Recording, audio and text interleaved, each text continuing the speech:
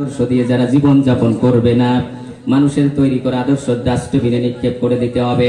আল্লাহ রাব্বুল আলামিন আমার নবী তাদেরকে জান্নাতের সুসংবাদ দিয়েছেন, ওয়াবশিরু বিল জান্নাতিল্লাতী কুনতুম তুআদুন।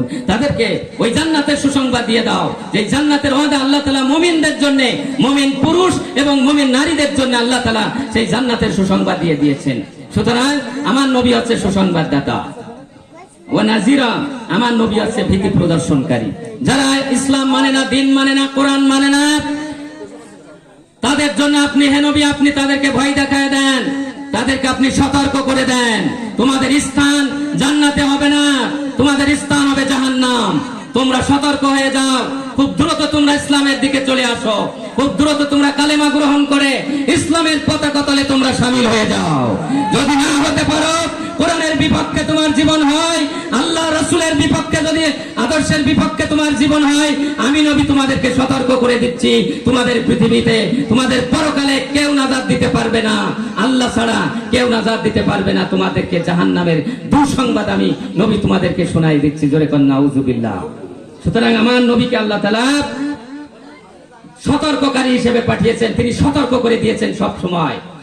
যারা চুরি করে তাদের জন্য তিনি সতর্ক করে দিয়েছেন, যারা লুটপাটের রাজত্ব করে তাদের জন্য তিনি সতর্ক করে দিয়েছেন, যারা মানুষ হত্যা করে, নির্দোষ নিরপরাধ মানুষকে হত্যা করে, আমার নবী তাদেরকে সতর্ক করে দিয়েছেন।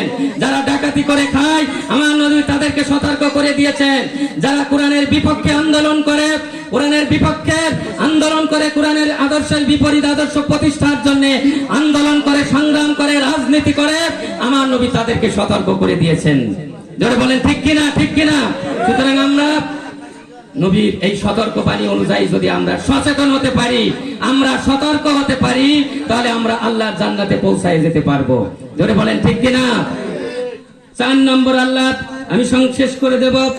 4 নম্বরে আমার আল্লাহ রাব্বুল আলামিন আমার নবীকে আরেকটা উপাধি দিয়ে পৃথিবীতে পাঠিয়েছেন, ওয়াদাইয়ান ইলাল্লাহি বিইযনিহি ওয়া সিরাজাম মুনীরা।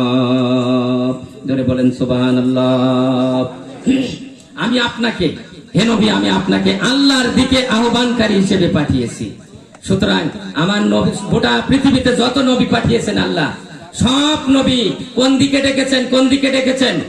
আল্লাহর দিকে ডেকেছেন। না সমাজতন্ত্রের দিকে ডেকেছেন, না পুঁজিবাদের দিকে ডেকেছেন, না রাজতন্ত্রের দিকে ডেকেছেন, না ধর্ম নিরপেক্ষ মতবাদের দিকে ডেকেছেন, না মানুষের আদর্শ প্রতিষ্ঠানের দিকে ডেকেছেন।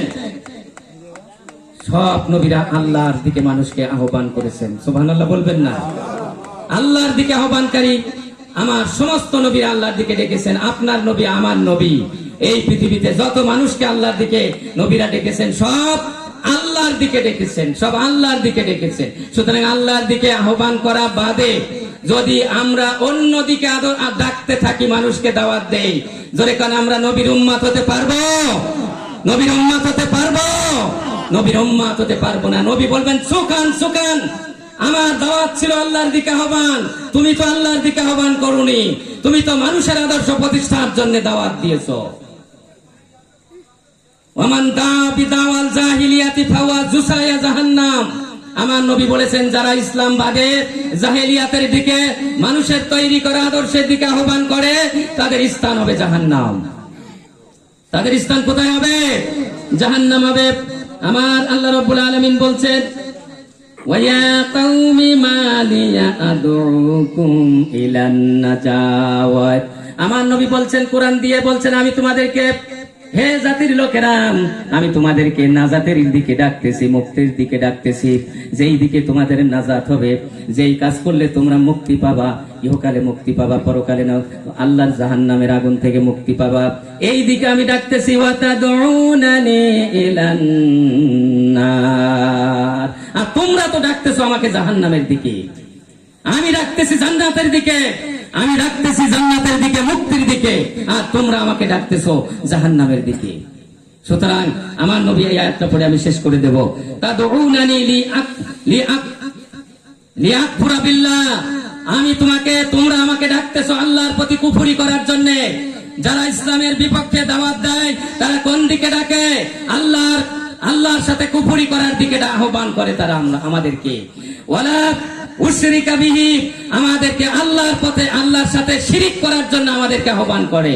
সুতরাং মানুষের তৈরি করা আদর্শ বা আল্লাহর দেওয়া বিধান বাদে মানুষের তৈরি করা আদর্শের দিকে আহ্বান করা, এটা সম্পূর্ণরূপে শিরক, সম্পূর্ণরূপে শিরক।